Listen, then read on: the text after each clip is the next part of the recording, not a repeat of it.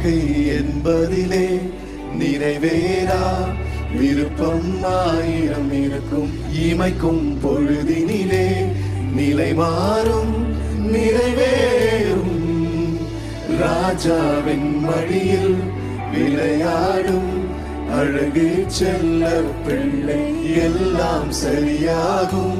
விளையாடு மகிழ்வோடு. காத்திருந்த நேரம் மாறி பூக்கும் நேரம் வரும். கண்டிப்பா நீ பூத்து காய்த்து கனி கொடுத்து வாழ்க்கை மாறிவிடும். பாடுவோமா?